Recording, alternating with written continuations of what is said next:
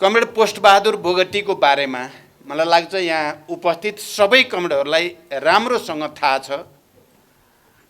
हामीले उहाँको निधनबाट पुगेको क्षति पार्टीलाई, कम्युनिस्ट आन्दोलनलाई र देशकै राजनीतिक आन्दोलनलाई अपूरणीय क्षति पुगेको कुरा उहाँको निधनको लगत्तै पछि आयोजित कार्यक्रमहरूमा विस्तारपूर्वक चर्चा गरेका थियौँ। हाम्रो पार्टीले मात्रै होइन, कमरेड पोस्टबहादुर बोगटी त्यस्तो व्यक्तित्व हुनुहुन्थ्यो। सिंहै राष्ट्र सबै राजनीतिक दलका नेता कार्यकर्ताहरू, आम नेपाली जनता, श्रमजीवी जनताहरू र देशभित्र मात्र होइन देश बाहिरका पनि सामाजिक क्रान्ति रूपान्तरणको निम्ति, न्याय, समानता र स्वतन्त्रताका निम्ति लड्ने विश्वभरिकै क्रान्तिकारीहरूले पनि उहाँलाई उच्च सम्मान व्यक्त गरेको र ठुलो क्षति महसुस गरेको कुरा हामीले चर्चा गरेका थियौँ। अब यो कोठामा अहिले गएको 2 महिनामा हामीले त्यस्ता कमरेडहरूको स्मृति दिवस मनाएका छौँ। संस्थापक कमरेड नरबहादुर कर्माचार्य, जो जीवनभरि पार्टी र क्रान्तिको निम्ति समर्पित हुने एउटा अभिभावकको रूपमा हामीले उहाँलाई सम्मान गऱ्यौँ। त्यसको लगत्तै पछि हामीले कमरेड रामवृक्ष यादव, तराई मधेसबाट विकसित भएको एउटा त्यस्तो व्यक्तित्वको बारेमा र उहाँको शहादतको बारेमा हामीले यहाँ विचारहरू व्यक्त गऱ्यौँ, उहाँलाई श्रद्धा सम्मान प्रकट गऱ्यौँ। त्यस्तै हामीले जनयुद्धका सबभन्दा उच्च तहका शहीदका रूपमा कमरेड सुरेश वाग्ले बासुलाई हामीले सम्मान गऱ्यौँ र आज हामी कमरेड पोस्टबहादुर बोगटीलाई श्रद्धा र सम्मान व्यक्त गर्दैछौँ। मैले धेरैचोटि भनेको छु, कमरेड पोस्टबहादुर बोगटी भित्र एउटा विशिष्ट गुण क्षमता थियो जो सबैमा चाहिँ हुन सक्दो रहेनछ। मैले अहिले लामो व्याख्या नगरिकन यहाँ अघि आयो पनि छोरी र कमरेडको हैसियतले प्रभाले केही कुरा बडो सान्दर्भिक रूपमा र सटिक रूपमा पनि यहाँ प्रस्तुत भएको छ। उहाँ सरल त हुनुहुन्थ्यो नै, समर्पित हुनुहुन्थ्यो, निष्ठावान हुनुहुन्थ्यो र उहाँको भूमिका जहिले पनि संयोजनकारी, सकारात्मक र रचनात्मक भूमिकामा हुनुहुन्थ्यो। जहाँ जहाँ पार्टीलाई अप्ठ्यारो पर्छ त्यहाँ त्यहाँ चाहिँ कमरेड पोस्टबहादुर बोगटीको माग हुन्थ्यो र पार्टी केन्द्रबाट उहाँलाई त्यहीँ पठाइन्थ्यो र उहाँले जतिसुकै जटिल र अप्ठ्यारो परिस्थितिलाई पनि सहजीकरण गर्ने, साथीहरूका बीचका बहस छलफललाई समन्वय गरेर रूपान्तरण गर्ने बडो विशिष्ट चरित्र थियो कमरेड पोस्टबहादुर बोगटीमा। जनयुद्धको तयारी, पहल र निरन्तरताको क्रममा आधार इलाका भनेर पश्चिम नेपालका जुन ठाउँमा सबभन्दा बढी वर्ग सङ्घर्ष र युद्धका मोर्चाहरू चले त्यहाँको इन्चार्जको रूपमा उहाँले बडो कुशलतापूर्वक पार्टी र आन्दोलनलाई, युद्धलाई नेतृत्व गर्नुभयो र उहाँको नाम नै इन्चार्ज कमरेड भनिरह्यो। किनभने पश्चिमाञ्चल कमान्ड हाम्रो मुख्य कमान्ड थियो युद्धकालमा, त्यहाँको इन्चार्ज भएको हुनाले देशभरि उहाँलाई इन्चार्ज कमरेड भनेर चिनिन्थ्यो। इन्चार्ज त अरू पनि हुन्थे, तर कमरेड पोस्टबहादुर बोगटी मात्रै इन्चार्ज हो कि जस्तो गरिकन उहाँको उपनाम जस्तो हुन गएको थियो। यसले के झल्काउँछ भने अप्ठ्यारो ठाउँमा र मुख्य लडाइँका केन्द्रहरूमा चाहिँ उहाँले नेतृत्व लिनुभयो र सफलतापूर्वक त्यसलाई सम्पन्न गर्नुभयो। यहाँ अघि भनिए जस्तै पार्टीभित्र समस्या आयो भने हामीले केही व्यक्तित्वलाई जनयुद्धकालको म स्मरण मात्रै गर्न चाहन्छु। केही व्यक्तित्व त्यस्ता व्यक्तित्व हुँदा रहेछन्, हैसियतको हिसाबले पदमा अलि माथि भए पनि त्यस्ता कमरेडहरूको व्यक्तित्वको अगाडि पुरै पार्टी नतमस्तक हुने हुँदो रहेछ। कमरेड पोस्टबहादुर बोगटीको त्यस्तै व्यक्तित्व थियो। उहाँ महासचिव हुनुहोस् या नहुनुहोस्, उहाँ पोलिट ब्युरोमा हुनुहोस् या नहुनुहोस्, उहाँ स्थायी समितिमा हुनुहोस् या नहुनुहोस्, तर त्यति बेलाका हामी लिडरसिपमा भएका मदेखि, कमरेड किरणदेखि, कमरेड बाबुराम भट्टराईदेखि अरू पनि सबै पोस्टबहादुर बोगटीको अगाडि नतमस्तक हुने स्थिति बन्थ्यो। र नेताहरूको बिचमा विवाद भयो, कचिङ्गल भयो भने उहाँले अगाडि सरेर तर्क गरेपछि सबैले सुन्नै पर्ने, सुन्नुपर्ने मात्रै होइन मान्नै पर्ने बनाइदिनुहुन्थ्यो उहाँले। उहाँको त्यो तर्क शक्तिबाट मात्रै होइन, उहाँको नैतिक शक्ति थियो क्या, मोरल अथोरिटी भन्छ नि, नैतिक आधिकारिकता उहाँको धेरै बढी थियो। त्यसो भएको हुनाले पदीय रूपले जिम्मेवार भए पनि उहाँको व्यक्तित्वले हामी सबैलाई खिच्थ्यो र उहाँले भनेपछि हामीले मान्नुपर्ने र त्यहाँ मिलाएर समन्वय गरेर पार्टीलाई अगाडि बढाउनु पर्ने स्थिति बन्थ्यो।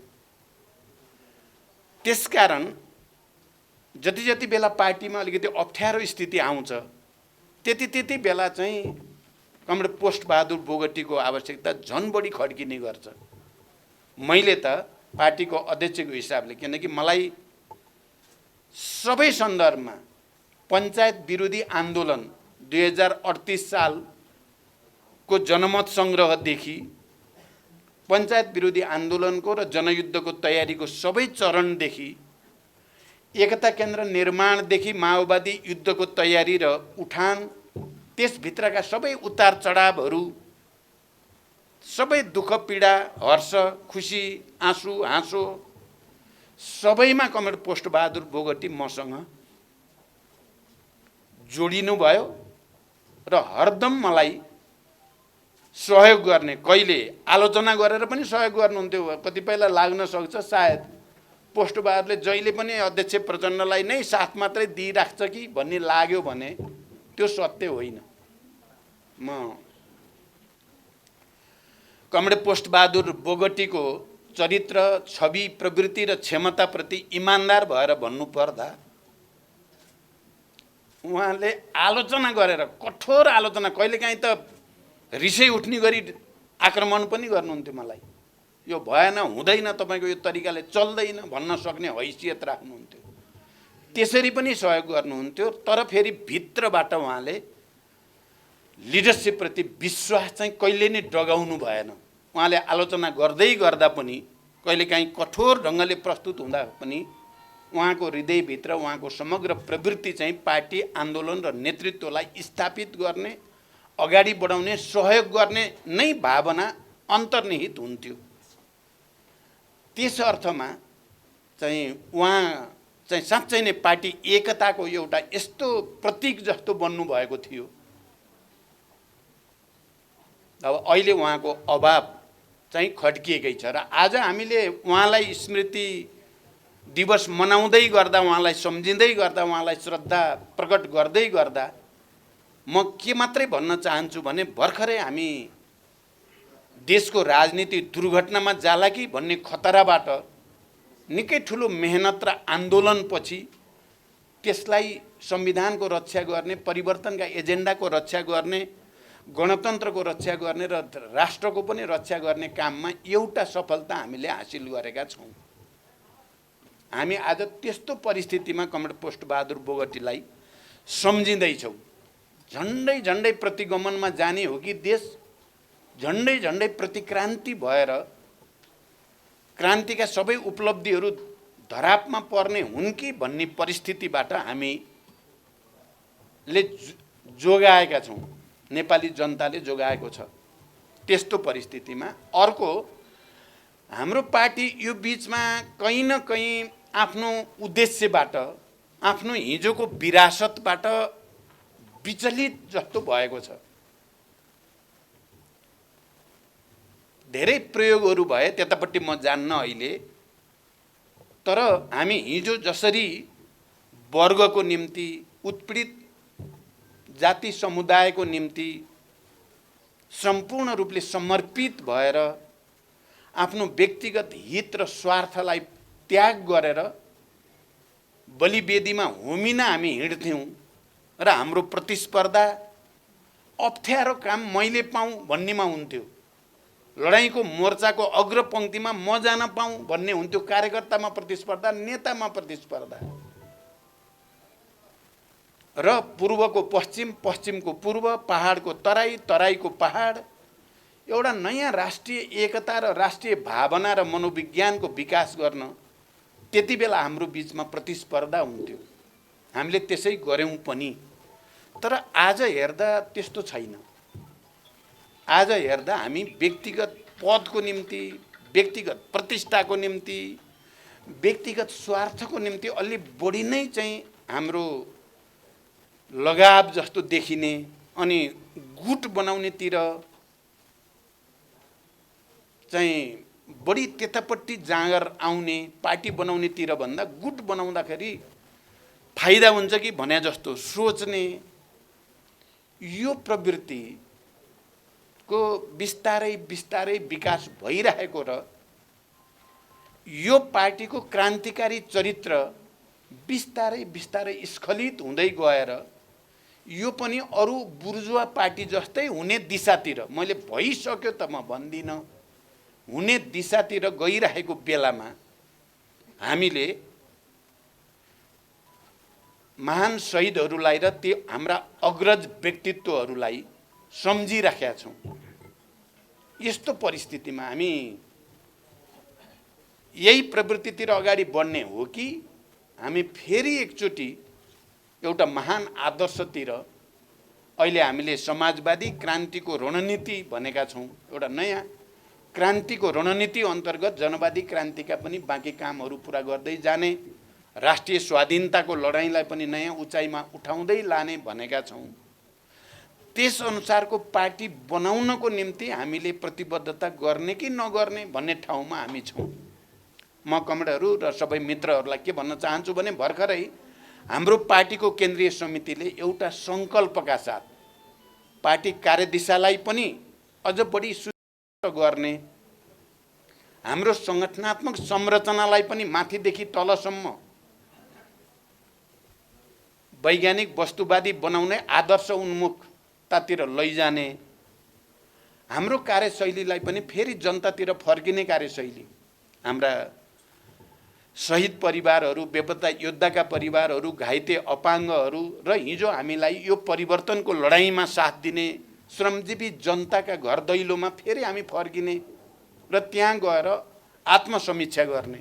हामीले भन्ने हामी अलिकति बाटो बिराए जस्तो भयो तर हामी त फेरि उनै मान्छे हौँ जसले हिजो हाँसी हाँसी बलिवेदीमा उत्रिएका थियौँ, तिनै मान्छे हौँ हामी। हाम्रा अग्रजहरू जो शहादत प्राप्त गरे या मृत्युवरण गरे, हामी तिनैका उत्तराधिकारीहरू हौँ भनेर फेरि जनतामा जाने सङ्कल्प हामीले गरेका छौँ। र त्यसपछिका हाम्रा स्थायी समितिका बैठकहरू र हिजो मात्रै पनि हामीले केही महत्त्वपूर्ण वर्षौँदेखि थातिरहेका कामहरू टुङ्ग्याउनेतिर हाम्रा स्थायी समितिका लिडरहरू र हामीहरू सबै लागेका छौँ। हाम्रो एकतामा आएका तर जिम्मेवारी नपाएका सबैलाई जिम्मेवारी दिने र सबैलाई चाहिँ भूमिका दिने निर्णय हामीले गऱ्यौँ। हामीले पार्टीलाई क्रान्तिकारी बनाउनको निम्ति आवश्यक पर्ने संरचना, निर्वाचन, निर्देशिका, नियमावली, विधि पद्धतिलाई विकास गरेर चल्नुपर्छ। हामी एउटा विशाल पार्टी हो। यो नेता र कार्यकर्ताको सङ्ख्याको कुरा गर्ने हो भने, आन्दोलनमा समर्पण र बलिदानको भावनाको कुरा गर्ने हो भने अहिले पनि माओवादी केन्द्र देशको सर्वाधिक विशाल पार्टी हो। यसको तुलना अरू कसैसँग नि हुँदैन। र यो बिचमा हामीले के कुरा देख्यौँ र प्रमाणित भयो भने क्रान्ति आन्दोलनमा जाने भनेपछि अहिले पनि जुरमुराएर उठ्ने नेता कार्यकर्ताहरू यही पार्टीमा सर्वाधिक रूपमा विद्यमान छन्। पुस 5 गतेको प्रतिगमन, संसद विघटन सहित जे गर्न खोजियो त्यसका विरुद्ध आन्दोलनको हामीले नेतृत्व गऱ्यौँ र हामीले के देख्यौँ भने हाम्रा समर्थक, शुभचिन्तक जनता पनि क्रान्ति आन्दोलन भनेपछि अहिले पनि त्यसरी नै लाखौँको सङ्ख्यामा सडकमा आउनमा तयार रहेछन् हामी अलिअलि बिग्र्यौँ कि भनेर हामीले ठानेको जनता बिग्रेको होइन, ग्राउन्ड लेभलको कार्यकर्ता बिग्रेको पनि होइन। बिग्रेको हामी अलि माथि आएका नेताहरू हो। गुट गर्दै हिँड्न रमाउने चाहिँ हामी अलि माथिका नेता हो, तलका होइन भन्ने साबित भयो। ती लाखौं जनता सडकमा आएर प्रतिगमनलाई हराउनै पर्छ, प्रतिक्रान्तिलाई रोक्नै पर्छ भन्ने जसरी आए, त्यसले के देखायो भने यही पार्टी नै अझै पनि रूपान्तरणको सम्भावना भएको एकमात्र पार्टी हो। देशलाई नेतृत्व गर्न सक्ने र देश निर्माण गर्न सक्ने तागत, विचारको तागत, संगठनको तागत, समर्पण र त्यागको तागत यही पार्टीसँग छ भन्ने कुरा पछिल्ला दिनमा राम्रै प्रमाणित भयो। र हामीले आत्मसमीक्षा गर्दै गर्दा मैले चाहिँ के बुझेको छु र मैले के भन्न जोड गरिराखेको छु, यो बीचमा तपाईहरुले सुनिराख्नु भएको छ भने जनताबाट सिक्ने हो। जनताले सिकाइदियो हामीलाई। यो प्रतिगमन विरोधी आन्दोलन मार्फत आम नेपाली जनताले हामीलाई सिकायो कि हामी नेतृत्व गर्नेहरूले भुल गरिरहेका छौँ है, गलत बाटोतिर हाम्रो पाइलाहरू छन्, हामी सच्चिनुपर्छ भनेर जनताले सिकाएको हो। र हामी जनतातिर फर्कने प्रतिबद्धता सहित, पार्टीलाई क्रान्तिकारी बनाउने प्रतिबद्धता सहित हामी अहिले यहाँ उपस्थित छौँ। र मैले भने त्यसपछिका हाम्रा सबै बैठकहरू अलिक गम्भीर ढङ्गले पार्टी पुनर्निर्माणको, पार्टीलाई क्रान्तिकारी रूपान्तरण गर्ने र नेपाली जनताले आशा अपेक्षा गरे अनुसार त्यसलाई पुरा गर्ने उद्देश्यका साथ हामी समर्पित हुनुपर्छ, त्याग गर्नुपर्छ भन्नेमा हामी आइपुगेका छौँ। फेरि म कमरेड पोस्टबहादुर बोगटी जस्ता एउटा आदर्श व्यक्तित्व, राष्ट्रिय व्यक्तित्वलाई स्मरण गर्दै गर्दा म तपाईहरु सबै कमरेडहरू र देशभरि यो कार्यक्रम सुनिराख्नुभएका कमरेडहरू र आम जनतासँग अपिल गर्न चाहन्छु, हामी यो देशलाई प्रगतितिर, यो देशका सबै उत्पीडित वर्ग, जाति, क्षेत्र, लिङ्ग, समुदायका हक अधिकार फेरि एकचोटि स्थापित गर्नेतिर, बुर्जुवाहरूले जसरी चाहिँ निर्वाचनलाई या शासनलाई पुरानै तरिकाले चलाउन जमर्को गरेका छन्, या संविधानमा कयौं त्यस्ता प्रावधानहरू छन् जुन प्रावधानले हामीलाई परिवर्तनको अनुभूति हुन दिएको छैन। चाहे त्यो निर्वाचन प्रणालीको कुरा होस्, चाहे त्यो शासकीय स्वरूपको कुरा होस्, चाहे त्यो उत्पीडित वर्ग, जाति, क्षेत्र, लिङ्ग, समुदायको अधिकार र पहिचानसँग सम्बन्धित कुरा होस्, यी विषयहरूमा संविधान संशोधन गर्दै, परिमार्जन गर्दै जानुपर्छ भन्ने कुरा हामीले भनेका छौँ। हामीले अलिक बढी जोड गरेर आजभोलि भन्न थालेका छौँ। यो हामीले अहिले मात्रै चाहिँ ज्ञान प्राप्त गरेको त होइन। हामीले संविधान बनाउने बेलामा पनि हामीले रिजर्भेसन राखेका छौँ। त्यो समय यतिले मात्रै पुग्दैन, नेपाली जनता मुक्त हुँदैन यतिले। नेपाल राष्ट्र चाहिँ जुन गतिमा अगाडि बढ्नुपर्ने हो यतिले पुग्दैन। तर अहिले हामी संविधान हुँदै नहुनु भन्दा हुन आवश्यक देखेर सम्झौता त गर्छौँ, तर यो विषयमा हाम्रो मतभिन्नता छ भनेर संविधान सभामा नोट अफ डिसेन्ट, रिजर्भेसन राखिएको छ। निर्वाचन प्रणालीको बारेमा पनि, शासकीय स्वरूपको बारेमा पनि, उत्पीडित वर्ग समुदायको हक अधिकार र पहिचानको बारेमा पनि, राष्ट्रिय एकताको बारेमा पनि, संघीयताको बारेमा पनि। त्यसकारण हामीले संविधान संशोधन, मैले त दोस्रो पटक प्रधानमन्त्रीको हैसियतले 2 पटक संविधान संशोधन आवश्यक छ भनेर संशोधन प्रस्ताव संसदमा दर्ता पनि गराएको हो। र प्रतिगामी र अलि दक्षिणपन्थीहरूको कारणले त्यो संशोधन त्यति बेला सम्भव भएन। हाम्रो कोसिस छ संविधान संशोधन गर्दै, यसलाई परिमार्जन गर्दै, जनताको र राष्ट्रको आवश्यकता अनुसार अगाडि बढियोस् भन्ने हाम्रो चाहना छ। शान्तिपूर्ण रूपले बहसकै तरिकाद्वारा जाओस् भन्ने नै हामी चाहन्छौँ। हामी अहिले फेरि हिंसातिर, फेरि युद्धतिर जाँदै पनि छैनौँ। किनभने संविधानले एउटा बाटो बनाइदिएको छ, संशोधन र परिमार्जन गर्ने ढोका खुला राखिएको छ। त्यति बेला रिजर्भेसन सहित एउटा कारणले पनि हामीले सम्झौता गरेको हो, त्यो हो ढोका खुला छ। यसलाई विकसित गर्ने, संशोधन गर्ने, परिमार्जन गर्ने, राष्ट्र अनुकूल बनाउने ठाउँ छ। पहिला निर्विकल्प भन्ने शब्द प्रयोग हुन्थ्यो, असंशोधनीय संशोधनै गर्न नसकिने भनेर राजनीतिक मुद्दाहरूलाई राखिने गर्थ्यो। अहिलेको संविधानले नेपालको राष्ट्रिय स्वाधीनता भौगोलिक अखण्डताहरूलाई बाहेक अरू सबै चिज संशोधन हुन सक्ने भनेको छ।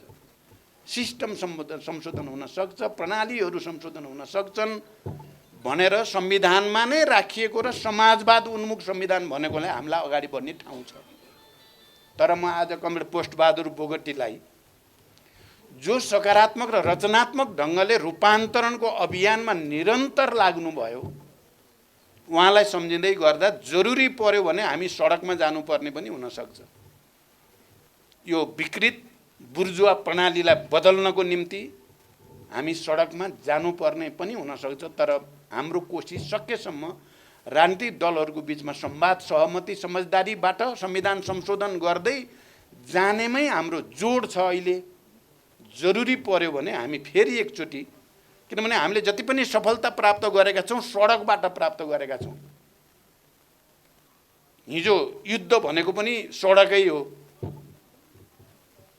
अहिले प्रतिगमन विरोधी आन्दोलन पनि हामीले सडकबाट प्राप्त गरेको सफलता हो भने भोलि संविधान संशोधनको लागि जरुरी पर्यो भने हामी सडकमा जान्छौँ।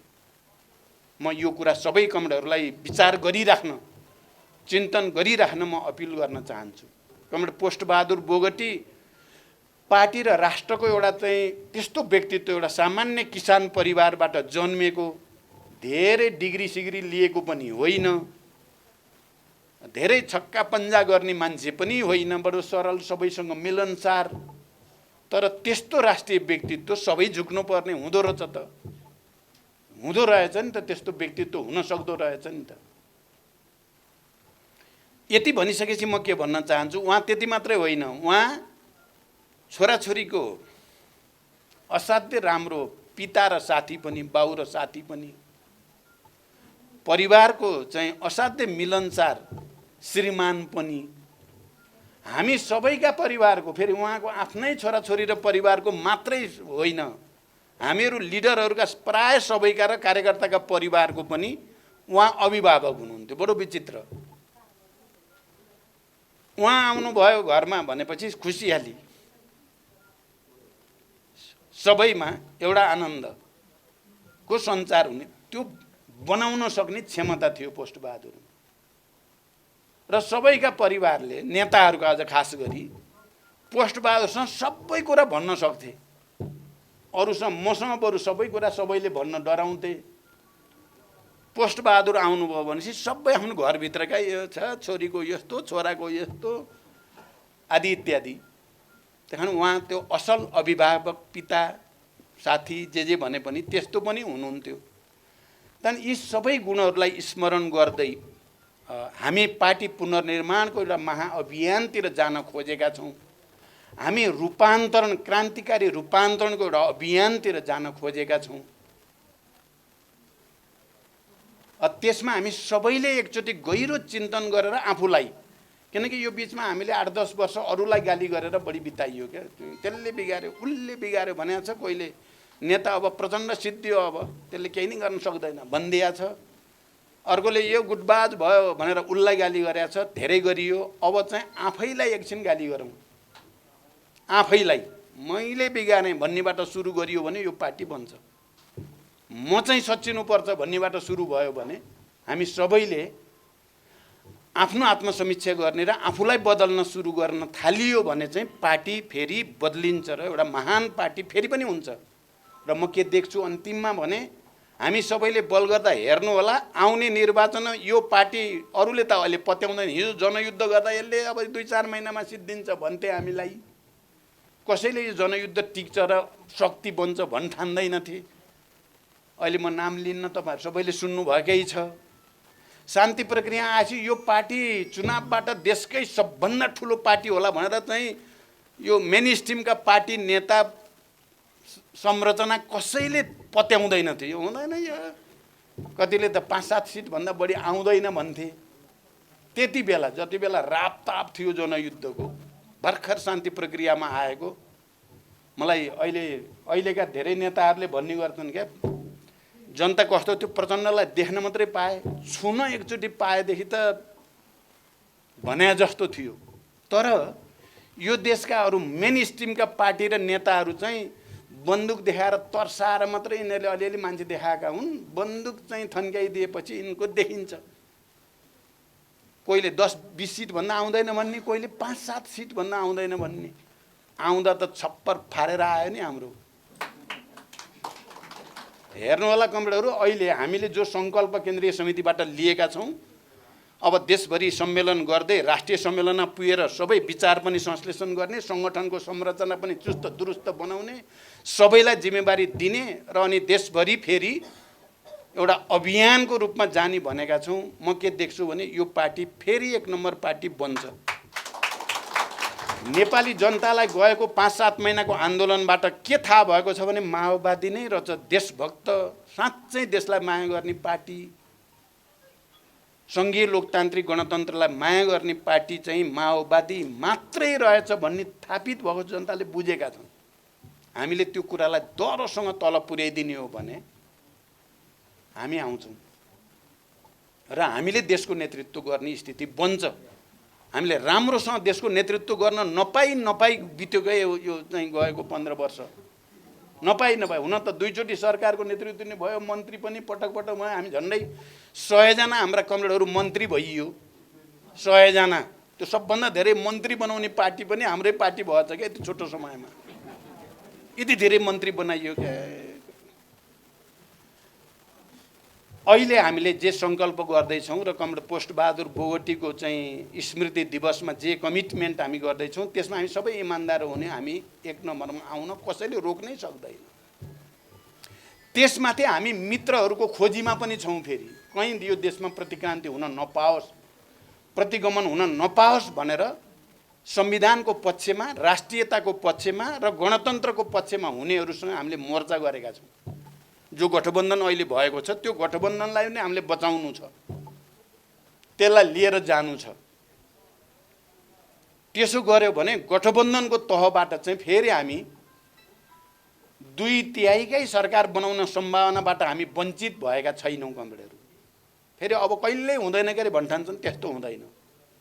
नेपाली जनताले कुरा बुझेको छ, खालि हामीले आफूलाई बदल्नु छ। त्यसकारण कमरेड पोस्टबहादुर बोगटीको यो स्मृति दिवसको दिन उहाँप्रति सच्चा श्रद्धाञ्जली भनेको हामीले सबैले आफूलाई बदल्ने र कमरेड पोस्टबहादुरलाई आदर्श मानेर आफू पनि त्यसरी नै पार्टी निर्माणमा, क्रान्ति निर्माणमा, सामाजिक रूपान्तरणमा, समन्वय र सहकार्यमा अगाडि बढ्यौँ भने राष्ट्र निर्माण गर्न सकिन्छ।